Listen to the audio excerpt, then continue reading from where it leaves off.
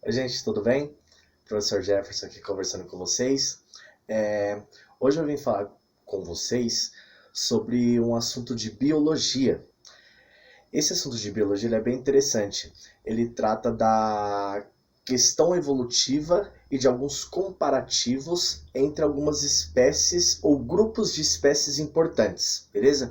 Então, para a gente conseguir dar uma introdução legal sobre as informações de como os animais são organizados dentro de um conjunto de características padronizadas para a gente conseguir agrupar, essa ideia da gente tentar analisar a questão evolutiva ou a hierarquia dessas espécies, desses grupos de espécies, e também analisar algumas características pontuais dessas espécies, ela é super relevante, certo? Então hoje a gente vai trabalhar basicamente a hierarquia dos grupos de animais, certo? E também verificar algumas características que esses grupos possuem. A gente não vai ver todos, certo? A gente não vai ver todos nessa aula. Então, aos pouquinhos, a gente vai trabalhando algumas características pontuais sobre alguns grupos de animais importantes. Por exemplo, hoje a gente vai ver o aspecto geral da hierarquia desses animais, desses grupos, como que eles estão agrupados em ordem de complexidade em relação a vários conceitos biológicos, certo? A anatomia, estrutura interna, externa, algumas características pontuais e por aí afim a gente consegue elencar um grau de hierarquia perante esses grupos. Quem é mais complexo e quem é menos complexo, certo? A gente vai da maneira crescente, do menos complexo até o mais sofisticado biologicamente falando, certo? E a gente vai analisar hoje também algumas características importantes sobre os anelídeos, beleza? E também sobre os moluscos, que são grupos importantes de animais que a gente precisa saber algumas informações importantes sobre eles, beleza? Mas à medida que forem passando as aulas, a gente vai analisar os outros também, beleza? Tem vários pra gente analisar, é bastante legal. Bom, gente, ó, a primeira coisa que vocês têm que pensar é que na questão da hierarquia dos grupos dos seres vivos, dos animais, a gente tem que pensar numa questão lógica dentro da biologia. Professor, como que eu penso numa questão lógica dentro da biologia? Eu penso assim, animais que são mais complexos internamente e externamente, a gente considera níveis altos de agrupamento. Animais que são menos complexos internamente e externamente, a gente coloca em grupos mais baixos. Em linhas gerais, você pensa assim, você fala assim, professor, dá um jeitinho de eu conseguir entender melhor essa complexidade que você fala. Animais menos desenvolvidos são animais que são menos complexos, é uma organização mais simples. Animais que são mais desenvolvidos têm uma complexidade maior e tem algumas características aperfeiçoadas em relação a outros. Então, quando você pensa em agrupamento de acordo com uma lógica da biologia, você pensa na complexidade, ou seres que são menos ou mais desenvolvidos, beleza? Aí, o que acontece? Você precisa lembrar dos grupos dos animais uma organização importante. O primeiro grupo de animais que a gente considera que são os animais menos desenvolvidos, os animais que têm uma simplicidade biológica maior, são os poríferos, representados pelas esponjas do mar, beleza? Então, poríferos é o primeiro grupo de animais, considerando o reino animal, certo? Não estou considerando reino monera, nem protista, nem o fungi, nem o das plantas, certo? Eu estou considerando somente o reino animal, beleza? Considerando o reino animal, você tem vários animais que você pode agrupar, de acordo com características semelhantes. E você desenvolve uma linha hierárquica de acordo com a capacidade de você ter um desenvolvimento maior ou menor. O menos desenvolvido dentro dos animais é o grupo dos poríferos, que tem apenas uma espécie representante, que são as esponjas do mar, certo? O segundo grupo na questão do desenvolvimento são os quinidários, com C mudo, certo? Quinidários, C-N-I-D-A-R-I-O-S, com acento no A, quinidários, certo? Esses quinidários também são conhecidos como selenterados, beleza? Então, depois dos poríferos, vem os quinidários, certo? Ou selenterados. Na sequência, você tem outras espécies que são conhecidas como vermes, que aí tem dois grupos. O primeiro grupo de vermes, depois dos selenterados, ou quinidários, são os plateumintos, beleza? Plateumintos. E depois você tem os nemateumintos. Então você tem, ó, na ordem, poríferos, tem os quinidários ou selenterados, tem os plateumintos, depois você vem com os nemateumintos, certo? Sabendo que plateumintos e nemateumintos são vermes, só que tem características diferentes para esses dois grupos, que veremos futuramente, nas próximas aulas. Depois dos nemateumintos, você tem o quinto grupo, que são dos moluscos, certo? Que geralmente, e quase sempre, grande maioria são animais que habitam águas. Nem todos, mas grande parte, certo? Moluscos, beleza? Depois dos moluscos, você tem os anelídeos. Um clássico dos anelídeos são as minhocas. É um exemplo clássico dos anelídeos, beleza? Depois dos anelídeos, você tem um outro grupo, que é um dos mais complexos que a gente vai ver futuramente, que são os artrópodes, como caranguejo, siri, lagosta, entre outros, beleza? Pós-artrópodes, você tem os equinodermos, certo? Ouriço do mar, por exemplo, é um tipo de equinodermo, beleza? Seguindo a nossa linha de hierarquia, depois dos equinodermos, você tem os peixes, certo? Depois, que não precisa nem dar exemplo, né? Tem vários. Depois dos peixes, você vem com os anfíbios, rãs, sapos, pererecas e por aí vai. Seguindo a linha pós-anfíbios, temos os répteis, certo? Crocodilo e por aí vai. Depois dos répteis, temos as aves, beleza?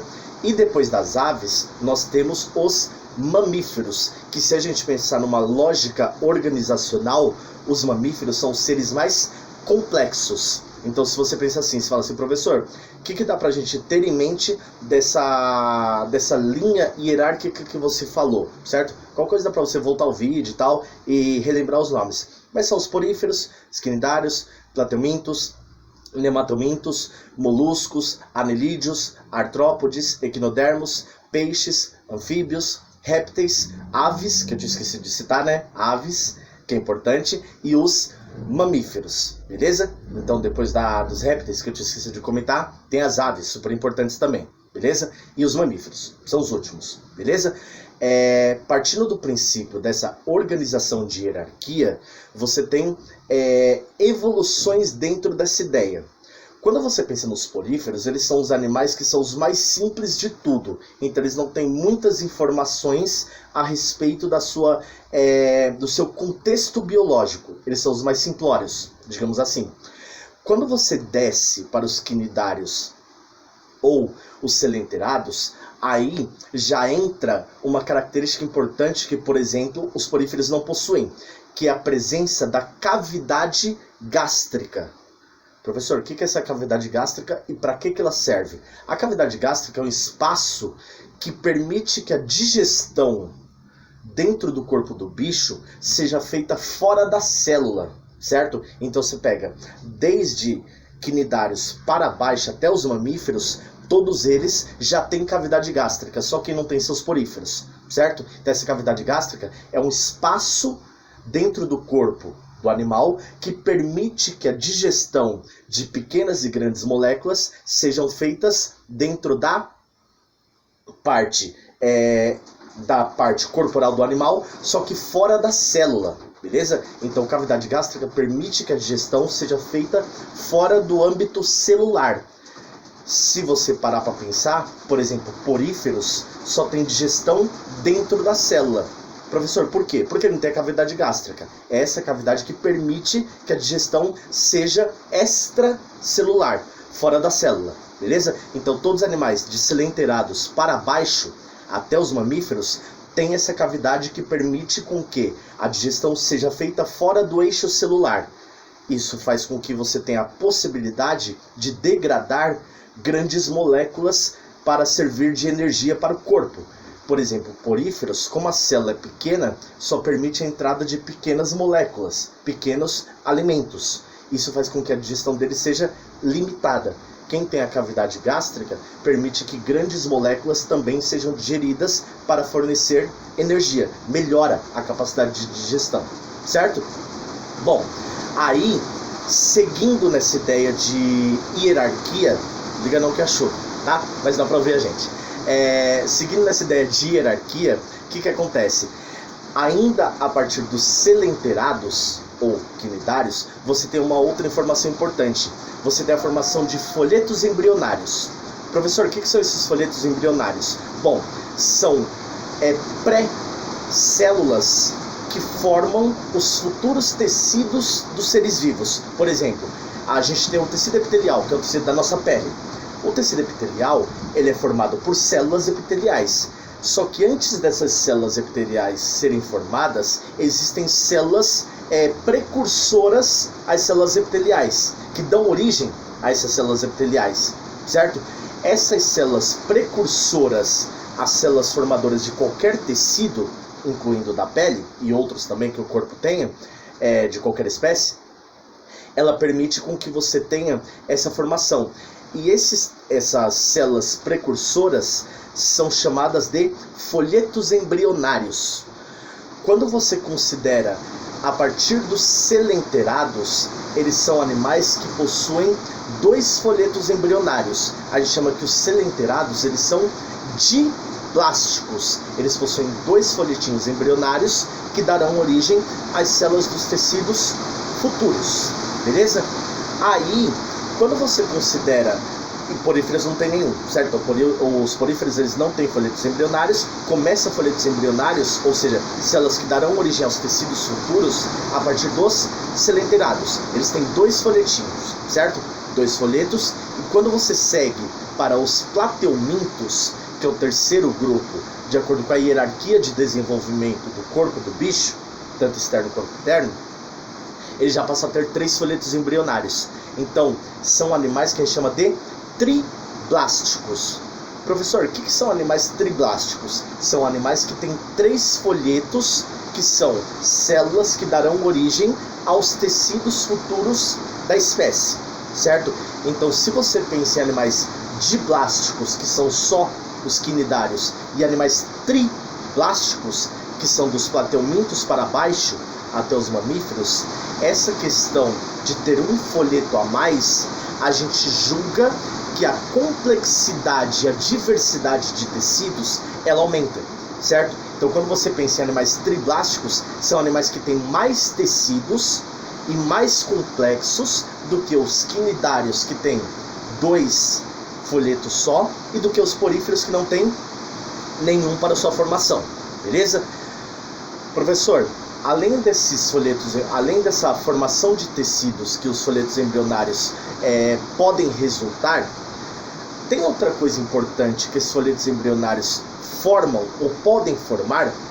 Tem uma coisinha chamada celoma, que é uma cavidade que ajuda em diversas funções organizacionais das espécies.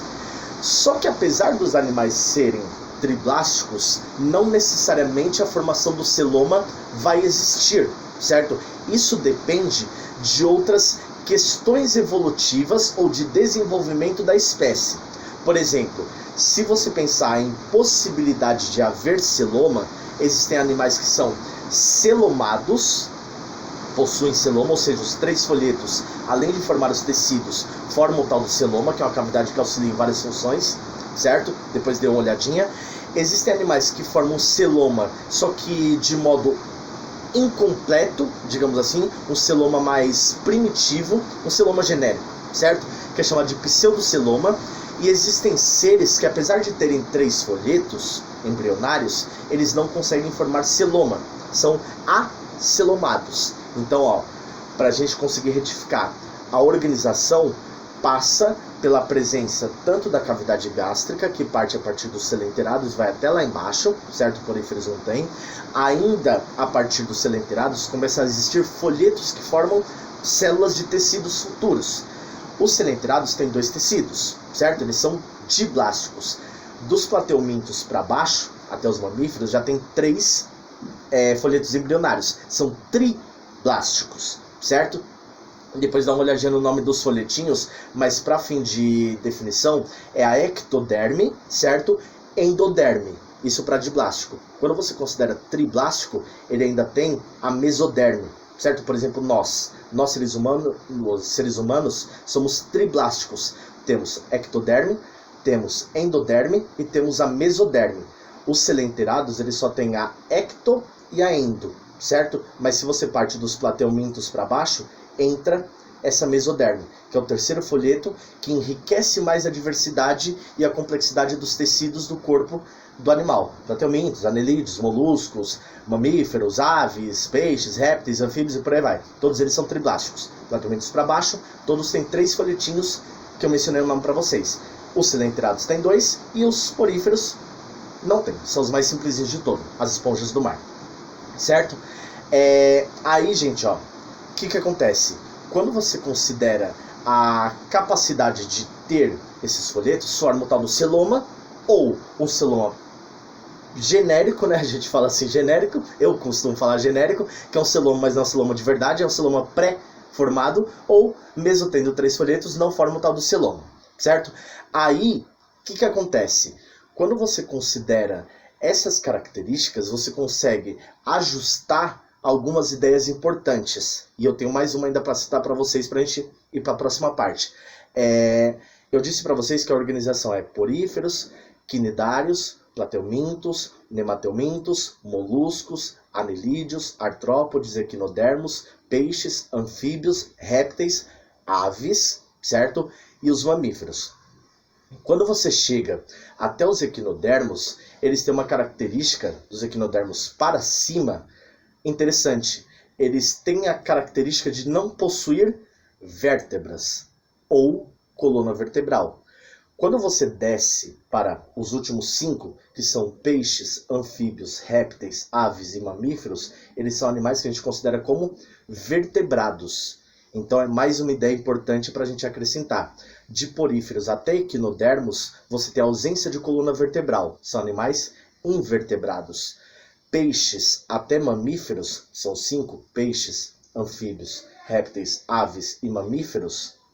Aí você tem a coluna vertebral existindo nesses 5, certo? Uma outra característica importante que faz diferença na complexidade, na hierarquia desses grupos de espécies, beleza?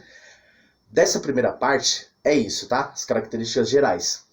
Aí, eu queria comentar com vocês também um pouquinho sobre 2 grupos importantes. Depois a gente vai comentar sobre outros também, certo? A gente vai falar sobre os poríferos, sobre os selenterados, plateumintos, nemateumintos e por aí vai.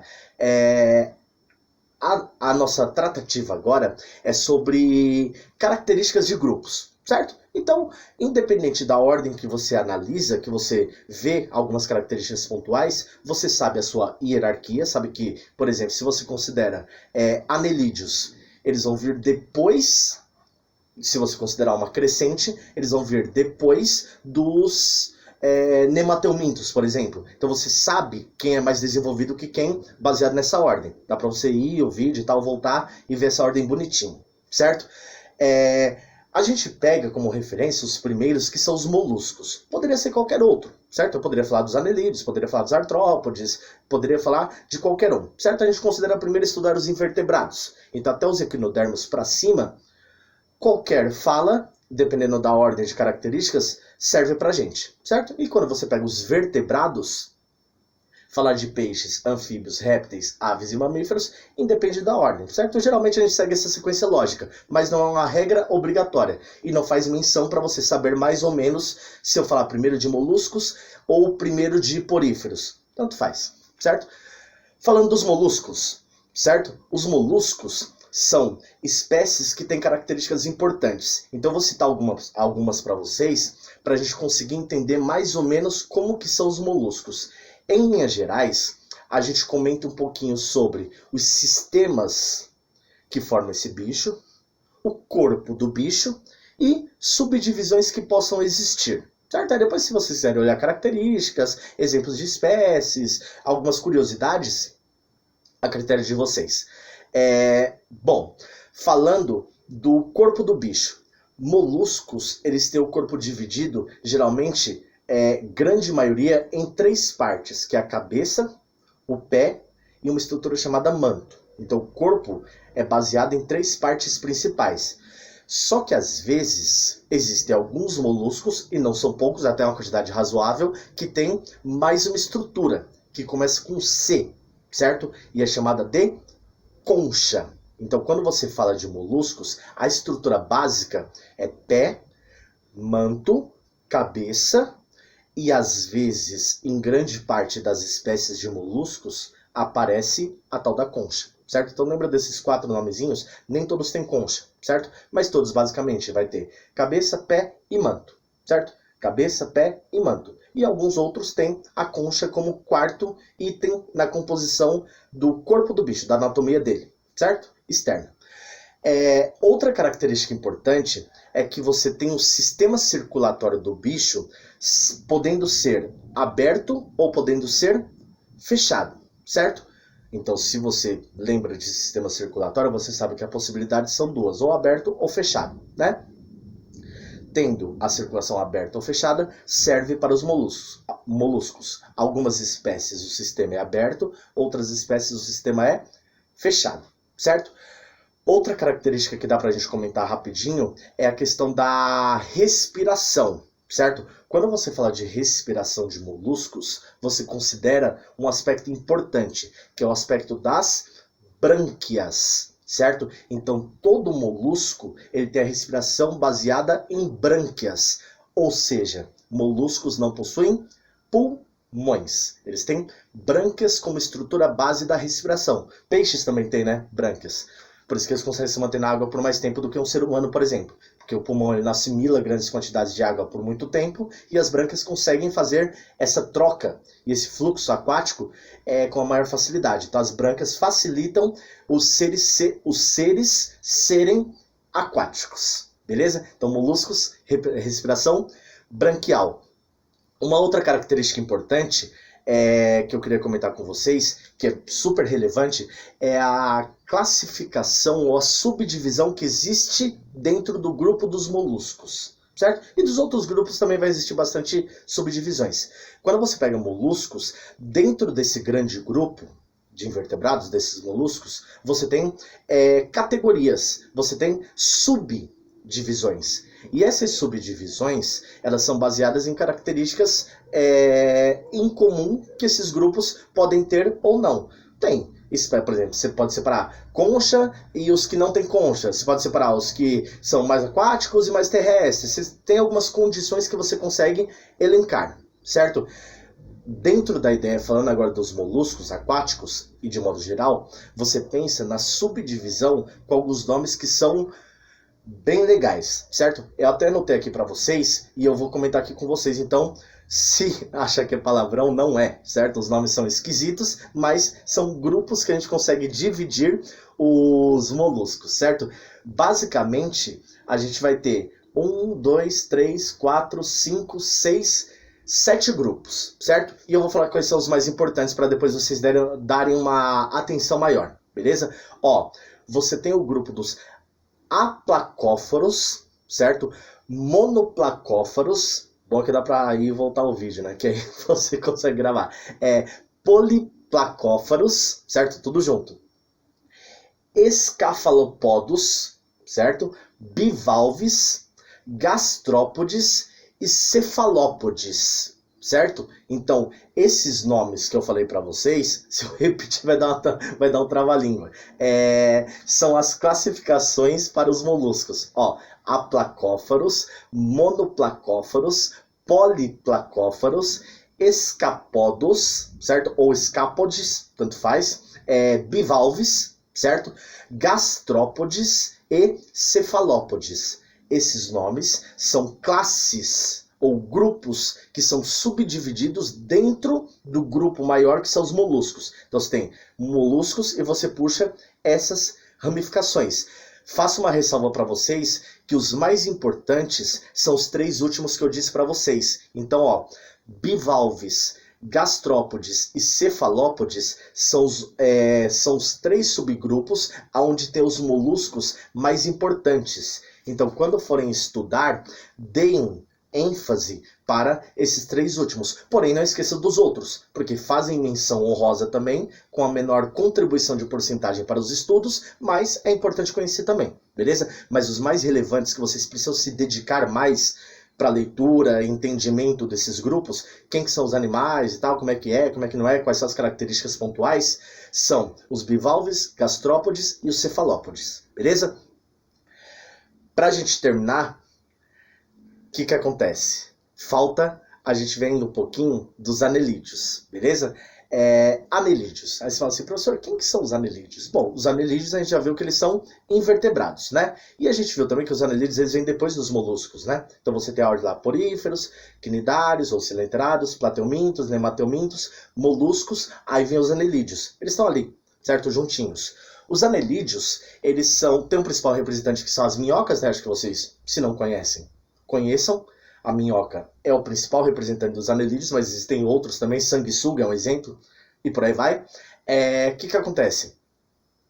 Os anelídeos, é importante a gente falar que a divisão do corpo dele é uma divisão importante que passa a existir em vários outros grupos subsequentes, para baixo dos anelídeos mais desenvolvidos, que é o corpo dividido em anéis. Por isso que o nome é anelídeos, porque a divisão desses animais passa a ser por setores. E esses setores corporais divididos, a gente chama de anéis. Então, o corpo dos anelídeos, ele é o primeiro grupo da organização que a gente tem, que a divisão é feita por anéis. São vários setores que você consegue perceber divisões aparentes dentro do corpo das espécies, que seguem outros grupos também, certo? Para baixo dos anelídeos, para cima não tem nenhum. Então, para cima você não tem divisões em anéis. Dos anelídeos para baixo, alguns já passam a ter a divisão em anéis, certo? Por isso que o nome vem de anelídeos, o primeiro grupo que tem anéis dividindo a estrutura corporal das espécies, certo? Desse grupo. O que acontece? Os anelídeos, eles também têm o sistema circulatório funcionando, só que diferentemente do sistema circulatório dos moluscos, que pode ser aberto ou fechado, o deles é só sistema fechado, certo? O sistema circulatório, onde circula os líquidos que vão trazer alimentos e nutrientes para o corpo do animal, é só fechado a circulação, certo? A circulação fechada, beleza? Para os moluscos é aberto ou fechado. O tipo de excreção é via nefrídeos. Então, a estrutura que ajuda a fazer a digestão do corpo do animal, certo? A digestão não, desculpa. A digestão seguida da excreção, porque são processos que são interligados. Tá? A digestão segue para a excreção, que é que o corpo não aproveitou. A digestão serve para aproveitar moléculas que são úteis para a energia. O que o corpo não aproveitou, a digestão emenda num outro processo, que é a excreção. Para essas espécies, a excreção é feita via nefrídeos, que são estruturas que auxiliam nesse processo de excreção do corpo dos anelídeos, de qualquer anelídeo, certo? Professor, por que qualquer anelídeo? Porque vai ter classificações, você tem subdivisões dentro desse grupo. A ideia é o seguinte, antes dessa subdivisão, só queria citar para vocês que os anelídeos eles já possuem sistema nervoso, certo? Eles têm uma região que não é um cérebro formado, mas tem gânglios e um anel nervoso que auxiliam no processo de formação primitiva de um sistema nervoso. Então, basicamente, o sistema nervoso dos anelídeos é formado por 3 estruturas importantes. É um sistema ganglionar, certo? Que tem gânglios.